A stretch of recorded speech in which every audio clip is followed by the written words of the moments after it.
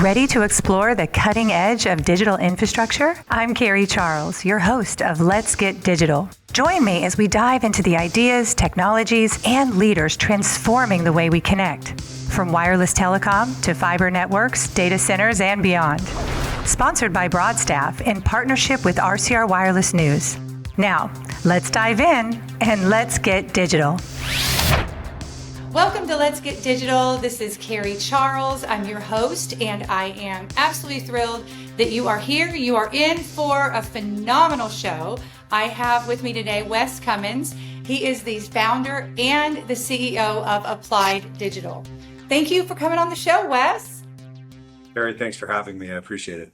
Yes, let's get right into it. I have heard that you have a very interesting and inspiring story. So I'd love to hear a little bit about your journey and what got you here today. Yeah, I don't know if I have an inspiring story, but I appreciate you saying that. So, I think, some people know, but it's an interesting start to the story because of where it finishes, hopefully not finished yet. But so I grew up in a small town of 200 people in Idaho on a potato farm. And then I always make a joke of, besides working really hard, we worked on the farm, it was still family farm times. But the one thing I learned from working on a farm besides hard work was that I didn't want to be a farmer when I grew up because it is a lot of hard work. So I left, went to college, then I found myself into the investing world. I was a tech investor, been a tech investor for 25 plus years now. And as I've spent a lot of time, mostly in tech hardware, semiconductors, networking, a lot of infrastructure. And then I saw an opportunity come along, which was actually in Bitcoin mining, and it was building data centers for Bitcoin mining back in late 20, started the company in 21, went aggressively into building data centers in the US for Bitcoin miners. And then in 22, we decided to start to add high performance computing. It was a much different industry at that time in the early part of 22. So we hired some guys that were building actually data centers for Meta at the time, designed a new purpose-built high performance computing facility, much smaller scale. And we started building it in North Dakota, in our site in Jamestown, North Dakota. And the idea was we would add small increments of high performance computing alongside our Bitcoin facilities, high power density, high power needs, cooling, which is great for North Dakota. And so we were building 10 megawatts in Jamestown. By December of 22, we were running some GPUs out of our facility in Jamestown. And we had a few customers, mostly universities, that were doing machine learning and deep learning on the GPUs. And then ChatGPT happened. And so ChatGPT didn't really change anything immediately when it happened. It was a great tool to play around with. And, it was novelty in that it went to 1 million users faster than any app, and it just kind of kept going. But then when Nvidia introduced the H100 in March of 23, our world started to change. And then so I was out marketing data center capacity. We'd happened to have built some capacity. It was a pretty good fit for H100, 50 kilowatt rack densities. And then we started getting introduced into frontier model companies, AI labs, and what they wanted was just GPU capacity. They didn't want to deal with data center. So we started offering GPU capacity. By July of that year, we had a little over 1,000 H100 GPUs online. Then we had customers for that. But at that time, because of what I saw in the market, I went back to my data center design team and I said, guys, look, I know I said we were going to do 10 or 15 megawatts at these sites. I think we need to go back to building hundreds of megawatts of capacity. And so we worked through design. We actually worked with Nvidia's data center team, which I think at that point, a lot of people didn't know that really existed. We worked with the Cray unit over at HPE that has a long history in supercomputing. And we designed a facility really around Blackwell. It wasn't called Blackwell when we designed it, but we were looking at the Nvidia roadmap. And so we designed the facility around that. We started building it in 23 because we just thought Nvidia is the clear leader here and we want to just map to that. And, that facility had turned on last month. The first capacity turned on last month. The remaining capacity in that building turned on this month. And then we'll have another building following that, another one following that we've contracted all the core weave.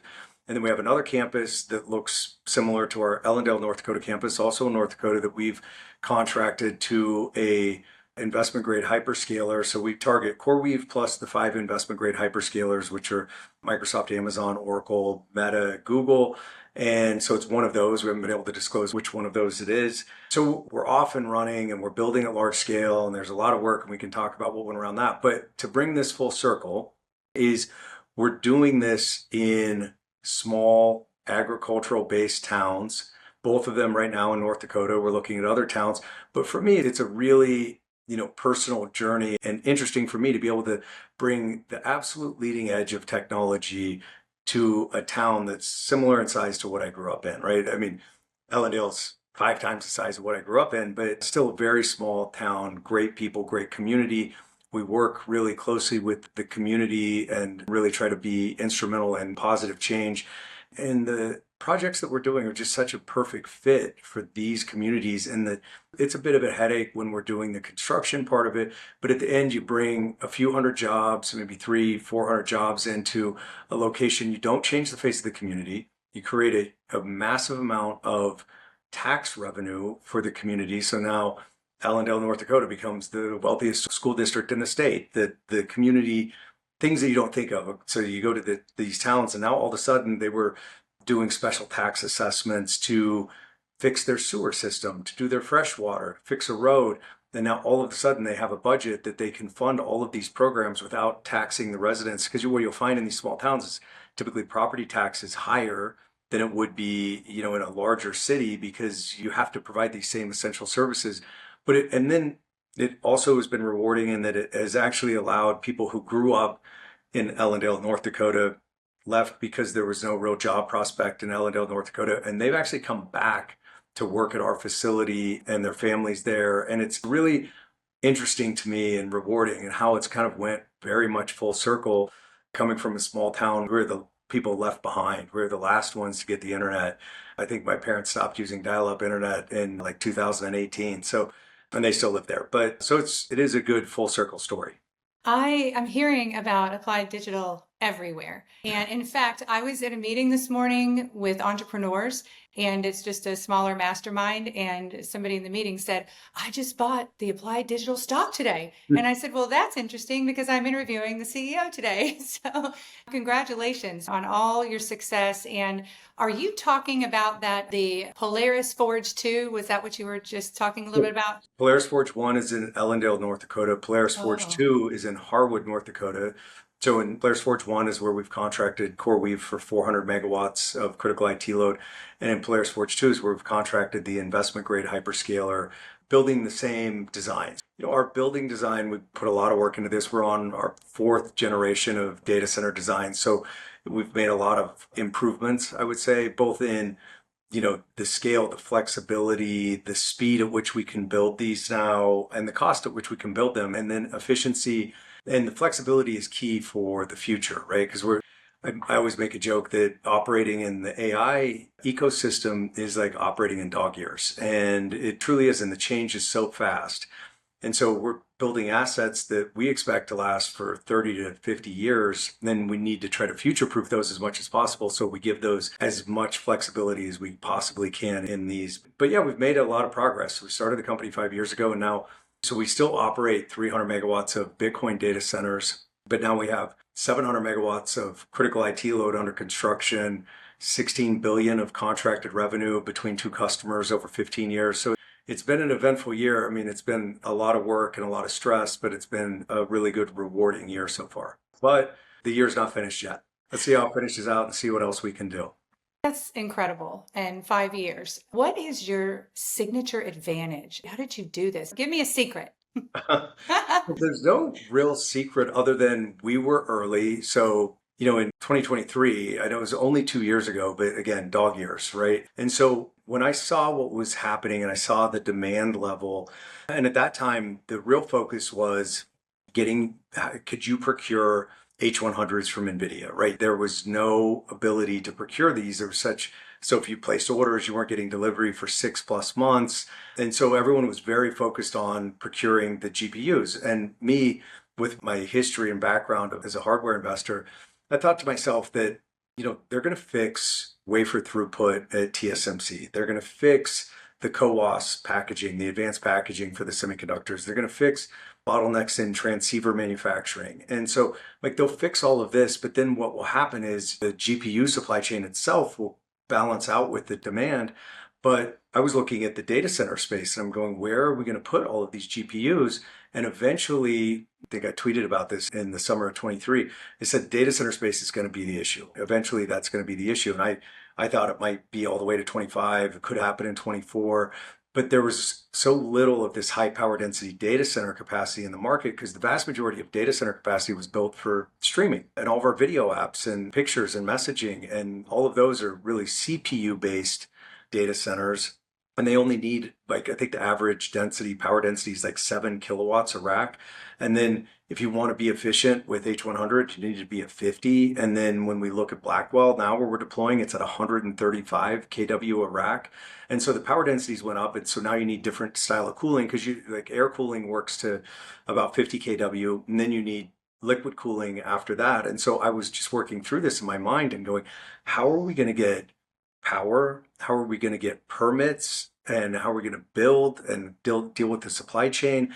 And I'm going, the semiconductor supply chain knows how to ramp up really quickly. How do you deal with all of that? And so we did that early and we started early. And then we went and built a team really early before the demand kind of is what it is. And so we put a great team together and we stubbed our toe in how we did things. So we kind of started with, we're going to retrofit Bitcoin facilities. And then we abandoned that pretty quickly. And then we were going to build a scaled down version. And this was before the ChatGPT had showed up. And so we'd kind of been through iterations. And by the time we went to large scale, we said, look, we have this design. We worked with the leader for GPUs in the industry, the real leader in AI innovation from a hardware perspective. And so we designed to that. And then we went out and secured supply chain around that. And so now we're sitting, I thought, 18 months ago, I was super optimistic securing 600 or 700 megawatts per year of MEP, mechanical, electrical, and plumbing for our supply chain. And now I don't think I was optimistic enough. But we went and secured these so that we can actually build, we can deliver for our customers because there's a lot of news and there's a lot of big contracts, a lot of announcements. And I've been saying lately, it's really fun to make big announcements and signing contracts, but you have to deliver on those contracts. Like that's the next step. And so we're actually delivering. We turned over the first half of our building on schedule, turned over the second half of our building ahead of schedule, and we're working to really deliver that second building ahead of schedule as well because our customers are really needing the space. So we're trying to pull that ahead, and I think we will pull that ahead. But the key here is, not only signing the contracts, making the design, but actually building and delivering a product on time and for the customer so that our customers could be successful as well. So the real advantage here is we started early. We've made some mistakes. We've ironed a lot of those out, and we have a really streamlined process now for supply chain, for building. We have a lot of power from a site perspective. So we're just in a really good position. So there's another bottleneck in the data center world, and that is people and workforce. So is that affecting you, or how is that affecting you? Yeah, so like I said, with our team that manages construction and does design and does operations, we did that early. And so that was great. We have really fantastic people in place for that. And then there's dealing with the local labor that actually builds the facility. And one of the things that we have done, so we've carved out this spot for ourselves in North Dakota. And we looked at North Dakota and said, look, it's abundant power. They're generating 8 to 10 times the amount of energy in the state versus what they use.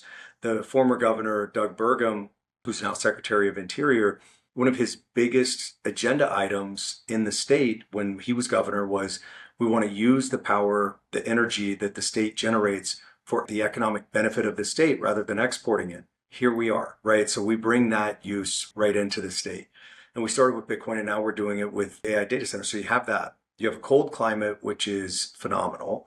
And the cold climate allows us to run at a much higher efficiency. So a PUE, so the power that we use goes mostly to the IT. So we published a white paper back in June because of the location with the abundant low cost energy, because of the weather, we actually can save our customers versus southern states on 100 megawatts, roughly $50 to $65 million per year in operating costs. That's savings to our customers. That's a huge benefit over time.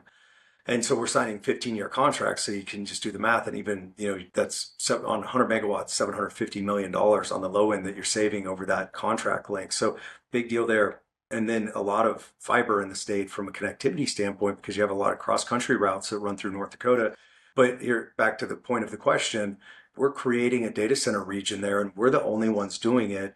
So we have really good handle on the local labor force for building. And even better, we're not competing with 20 other data center sites like we would be if we were operating in Texas or if we were operating in other states that are much bigger data center states.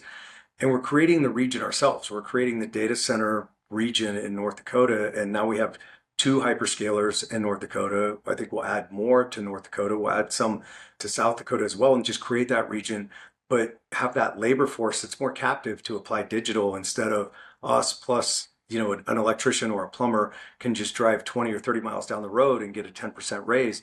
Now, we do spend a lot of time, you'll laugh at this, but we treat the construction people on site really well. I was having a conversation 2 weeks ago with Brad Barton, who leads construction for us, about the catering and curating menus so that the food is really good on site. And so we do these things, and I'm like, but there's a lot of things on my bingo card that I would have never thought that I would be doing, going alongside of building data centers, and curating menus and what the catering looks like on site was one of those things.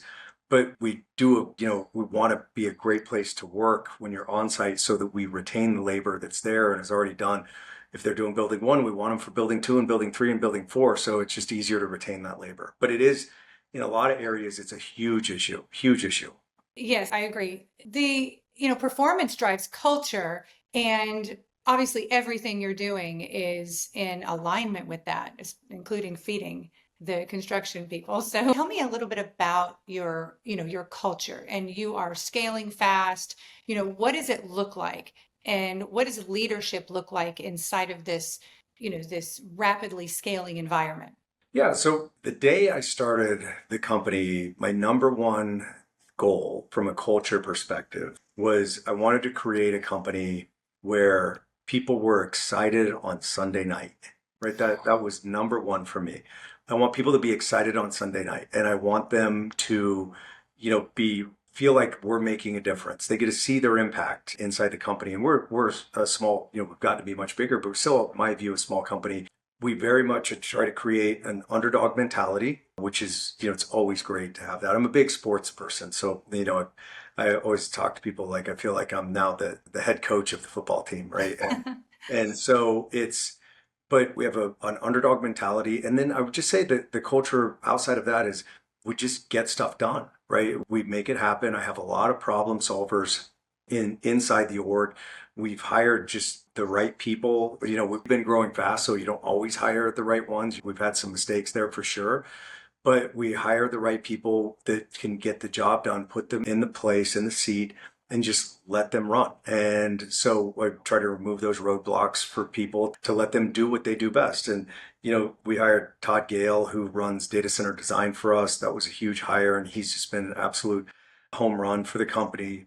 Brad was at DPR. He was building data centers for hyperscalers. On the construction side, we brought in Laura Latrello, who came to us from Honeywell, was at Lenovo prior to that, is doing operations for us. She's been great. And then my co-founder, Jason, has just really come up to speed, and he's a fast learner. He went to Harvard, so he's a smart guy, but he's been, really instrumental in getting the company to where it is. And there's so many people I can't list, but getting the right people in the right seats and then removing roadblocks from them, and everyone's excited. We're building some of the largest scale projects. We're building the largest scale project in the history of North Dakota for sure, but some of the largest scale projects in the country and in the world. And it just creates a lot of excitement inside the company. And a lot of excitement throughout the entire country and world. And that's what we're hearing right now. So what do you see in the way of, trends, where the industry's going? What are we underestimating, if anything, about where the space is headed? So I think one of the biggest kind of pieces of information that I don't think is correct, that I think flows around in the market, is still this thought process around we're going to build some training sites in more remote locations, and then all the inference is going to be built out in population centers like traditional data center. And when we're working with our customers and when we're working directly with the largest frontier models in the world, we're hearing the exact opposite. Our site is a dual use training and inference site. Our next site is also dual use, and we expect them all to be dual use training and inference because we have to drive costs down in the industry. And so I do think there will be some inferencing that's done, like CDN style, content delivery network style in metro areas. But I think a vast majority is going to be in sites like we're building and other people are building, because when you think about efficiency on a site and driving costs down, so what's the most expensive part of this entire ecosystem? It's the hardware itself, right? So the Nvidia GPUs, they could be AMD, but we're mostly Nvidia GPUs, what we focus on.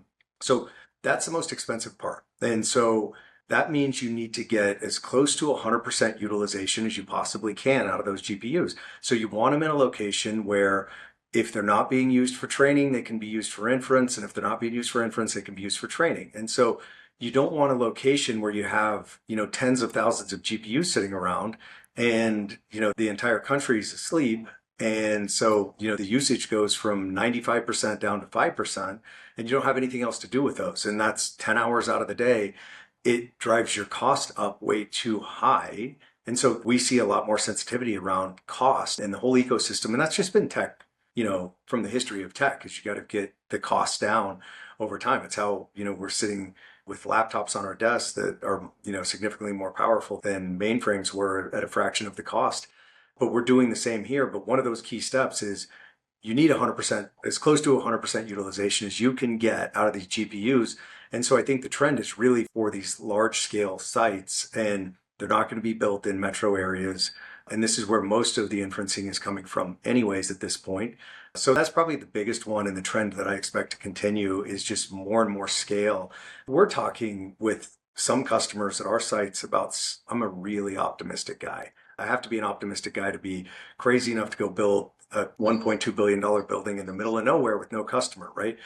And even I underestimated the scale as to what we're talking about on single locations. I was thinking a gigawatt is, a massive amount on a single location. We've been having discussions around, 5 to 10 gigawatts on a single site, these are theoretical discussions about what you could do from lowering a cost, the cost of the build and getting everything more efficient. But we're just seeing that kind of demand and that kind of thought process on the types of sites that we're working on. So what drives you, Wes? What makes you just jump out of bed in the morning on a Monday morning because you're so excited on Sunday night, right? So generally, I gave that, for me, it's not quite that, because it's being excited on a Sunday night, because work never really stops on the weekend. You can check my wife on that, she'll confirm. But for me, it's a couple of things. So, it's obviously running the business day to day is, got all of the challenges of problem solving. And what I learned about myself years ago is when I was doing investing, it's why do I like this so much? It's like I like puzzles, right? And so you're just solving a puzzle all the time, and you're doing that with the company as well, whether it be operational or whether it be construction or on design or new customers, right? It's all of these things of trying to put all the pieces together. And so I like that. But it's been exciting on almost all aspects, right? So we're in a place of we're both delivering and winning new contracts. And so I'm kind of in the best of both worlds right now, where we get to be doing both because the market's just there for it right now. But probably the most excited I get is just thinking through the possibilities of the future. I don't have enough time for it these days, but I could do hours of discussion around a lot of the what ifs and the trends and what we have to be ready for in the future. And we think a lot about this, and we try to make sure that, I was talking about future-proofing our data centers. There's so much new technology coming in a physical format, which is, for me, even better versus, just from an excitement perspective versus software. So, there's a lot of problems that we're solving, and there's going to be more problems. But, we're spending a lot of time on load balancing on site with batteries, with supercapacitors. We're spending a lot of time on cooling, on power distribution. So I'm spending a fair amount of time on looking at compound semiconductor solutions for power distribution inside of the data center for more efficiency. It's kind of similar of how EVs went from silicon to silicon carbide. I think we'll see something similar in the data center because we need to go from 415 volts up to 800 volt distribution on the next generation. So the new technology, because I've been a technology investor for a long time, that's always probably the most exciting part for me. So how do you get your information? Do you have time where you just sit and read and subscribe to newsletters and talk to people? I mean, how are you seeing the future? Just to do a shameless plug here, ChatGPT. There you go. But I do ask Chat a lot of things, but I read constantly on, new products that come out. I love listening to the talks or the interviews or panels that engineers sit on that are in the industry, whether it be, specifically data center engineers or the data scientists that are working for some of these frontier model companies. I love listening to the way they're thinking through, solving the future, whether it's with, large language models or with humanoids or whatever it might be.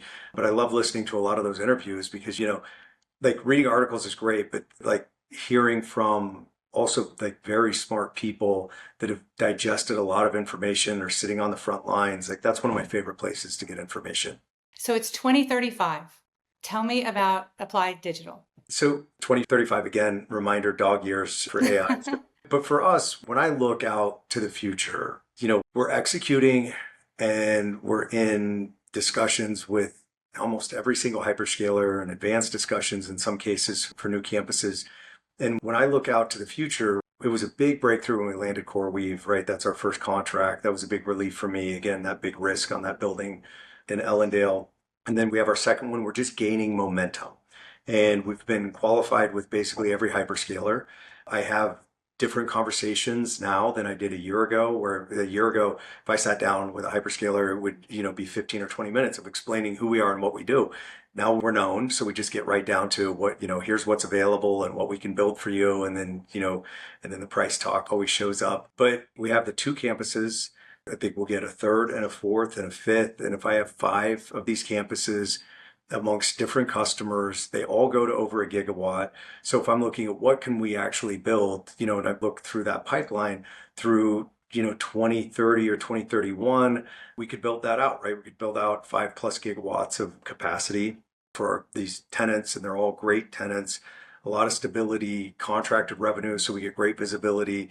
As much as I love, the building with no customer, building with a customer already is a lot more fun, I found. So just executing and then continuing on the forward thinking from an infrastructure perspective. And we've already started down the path of power generation and bringing more power to our locations over the next few years. That'll just continue.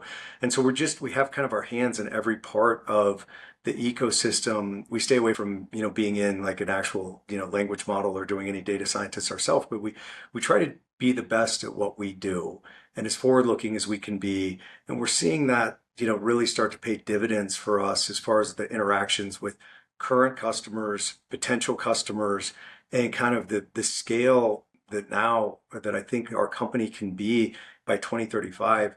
It's just wildly bigger than I thought it could be a year ago. When you're trying to do that breakthrough for just, I want to sell this 100 megawatt building to someone. Now my mindset is just very different. And I really think that we can be the leader in the industry and one of the largest companies, if not the largest in the industry, just given the momentum that we have and what I see on the demand side for us and how good I feel about the team we have in place and the ability to execute on that roadmap, right? It's one thing about just dreaming up a roadmap, but I feel really confident in our ability to actually execute on a really big roadmap like that. And also, don't forget, Wes, your passion and your purpose. It's inspiring, right? That's going to be a huge driver of where you're going. So thank you so much for coming on the show. This has just been phenomenal. Congratulations on your success. I cannot wait to see where you're going to be in 2035 and beyond. Thanks, Carrie. I really appreciate you having me. All right. Take care. You too. Thanks for tuning in to Let's Get Digital. This podcast is powered by Broadstaff, a national staffing firm specializing in digital infrastructure talent. Don't forget to subscribe, leave a review, and join me next time as we explore more stories at the intersection of technology, talent, and transformation. Until then, let's get digital.